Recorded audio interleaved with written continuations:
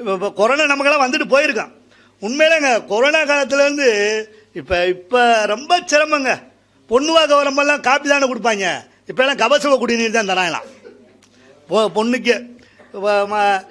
நாளில் நீங்கள் சாதாரணங்க என் மனைவியெல்லாம் அதிரசம் சுட்டான்னு வைங்க, ஆற்றி குடிக்கலாம். அப்படி இருக்கும். அல்வாலாம் செஞ்சால் ஒரு வாரம் சாப்பிடலாம் சார். ஆமாம், நீங்கள் அவ்வளோ டேஸ்ட்டாக இருக்குமான்னு நினைக்காங்க. எடுக்கவே 3 நாள் ஆகும். எடுக்க 3 நாள் ஆகும். பிக்கி 5 நாள் ஆகும். உள்ளே போச்சுன்னு வச்சுக்கோங்க, கப்பு ஒட்டிக்கிறோம். உள்ளே போச்சுன்னா 47 நாள் ஆகும் வெளியே வர. அப்படி ஒரு அல்வா. கல்யாணம் பண்ண புதுசில் நான் ஏதாவது சாப்பிட்லாம்ட்டு டெய்லி உப்புமா 3 நேரம் உப்புமா ஒருத்தர் சாப்பிட்டா விளங்குமா? இன்னைக்காவது சம்பள கவரை வாங்கினோன்னே இன்னைக்காவது ஹோட்டலில் போய் நல்ல சாப்பாடு சாப்பிடும்ட்டு என் பொட்டாட்டியை கூட்டி போய் ஒரு ஸ்டார் ஹோட்டலில் உட்கார வச்சு, ஆனால் நம்ம சாதாரண ஹோட்டல்லாம் கேட்பாங்க இட்லி பொங்கல் பூரி என்ன வேணும்னு. அங்கே காடை கொடுத்துட்டாங்க. இருட்டுக்குள்ளே ஒன்றுமே தெரியல. லைட்டை பூரா வேறு அமர்த்திட்டாங்க. இருட்டுக்குள்ளே ஒன்றுமே தெரியல. ஒன்றும் தெரியலன்னு சொல்ல முடியுமா? நான் பேசாமல் 18ஆம் நம்பரை டிக் பண்ணிட்டேன். 10 நிமிஷம் கழிச்சு பார்க்குறேன். 10 நிமிஷம் கழிச்சு 2 பாக்கெட்டில் உப்புமா கொண்டு வரேன். அட நம்ம தலை விதியே அவ்வளோதான்டா போலன்னு நினச்சிட்டு பக்கத்தில் ஒருத்தர் சாப்பிட்டான். புரோட்டா சிக்கன்லாம் போட்டு நல்லா சாப்பிட்டுக்குந்தான்.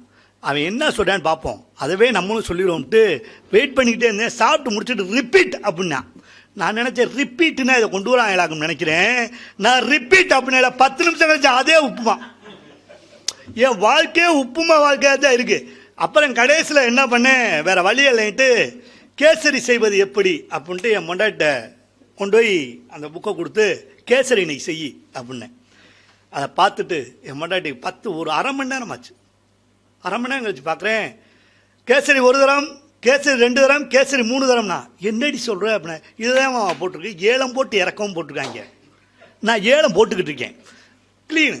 நான் எனக்கு என் பொண்டாட்டி மேலே கூட கோவம் இல்லை. அந்த புக்கு விற்றா பாருங்க, அவன் மேலே தான் கோவம். நேராக போனேன், என்னடா போட்டிருக்க, என்ன சமையல் புத்தகம், அதில் என்ன போட்டிருக்குன்னு பாருங்கள் சார். சமைத்து பாருங்க தான் போட்டிருக்கு, சமைத்து சாப்பிட சொல்லலை. அதனால் சமைத்து பார்த்துட்டு நம்ம வந்துடணும் அப்படின்னா அந்த மாதிரி. ஆனால் நீங்கள் உங்களுக்கெல்லாம் ஒரு டெக்னிக் சொல்லித்தரேன் சார். வாழ்க்கையில் என் ஒய்ஃபெல்லாம் கோவப்பட்டால் ரொம்ப கொடூரமாக கோவமாக இருக்கும். நீங்கள் நார்மலாகவே நம்ம பார்க்க முடியாது. கோவமெல்லாம் பட்டான்னு வைங்க, பாத்திரத்தை கொண்டு எரிவா, கரண்டி வீசுவா, விளக்கமாறு பறக்கும். கவலையே படக்கூடாது. ஒரே வார்த்தை தான், மன்னிச்சிரு.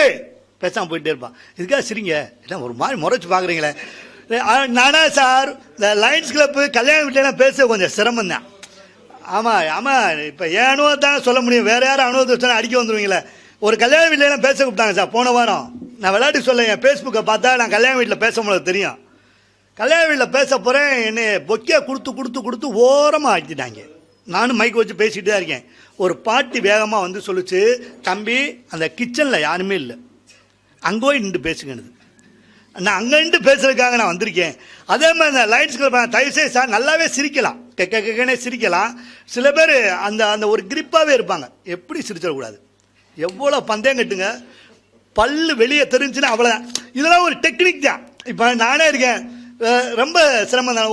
ஒரு இதாக வந்தோம்னா சிரிச்சிடவே கூடாதுன்னு ஒரு முடிவோடு வந்துடுறாங்க. தயவுசெய்து சிரிப்பே வரையினா கூட சிரிச்சு விடுங்க.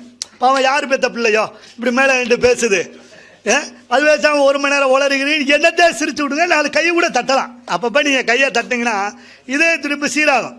நீங்கள் ஆனால் என்னை சாதாரணமாக நினைக்காதீங்க சார். என்னை நீங்கள் கேஷுவலாகவே என்ன நினைக்காதீங்க. அன்றைக்கு ஒரு சின்ன பையன் வந்தான். சின்ன பையன் வந்து ஒரு பாட்டு ஓடிக்கிட்டு இருந்துச்சு, சின்ன விழா வரட்டுமா பெரிய விழா வரட்டுமா. நான் அந்த பையன் வந்து என்கிட்ட கேட்டேன், நீங்கள் டிவியெல்லாம் பேசுகிறீங்க, மைக்கிலலாம் பேசுகிறீங்க, அந்த சின்ன வீடுனா என்ன அப்படின்னேன். எதுக்குடா அப்படின்னேன். சும்மா தெரிஞ்சு வச்சுக்கலாம் தான். தெரிஞ்சு வச்சுக்கிற பேர் சின்ன வீடு இல்லைடா, தெரியாமல் வச்சுக்கிட்டாதான் சின்ன வீடு. இல்லை நம்ம அவனுக்கு அதான விளக்கம் சொல்ல முடியும். நம்ம அதை கேட்குறேன், நம்ம என்ன சொல்ல முடியும். அன்றைக்கு ஒன்று என்னை பார்த்தான், ஒருத்தர் வந்தார் என்கிட்ட நேராக, சார் நேராக பேசுறதை விட டிவியில் பேசுனா சூப்பர் சார் அப்படின்னாரு. சூப்பர் சார், கை விடுங்க, ரொம்ப நன்றிண்ணே. ஏன் சார் அப்படின்னேன். இல்லை சார் டிவியில் வேணாம்னா ஆஃப் பண்ணிவிட்டு வெளியே போயிடலாம், நேராக பேசும்போது ஆஃப் பண்ண முடியல அப்படின்னாரு. நான் போன வாரம் சார் மீனாட்சி அம்மன் கோயிலில் மேற்கு கோபுரத்துக்கிட்ட பேசினேன்.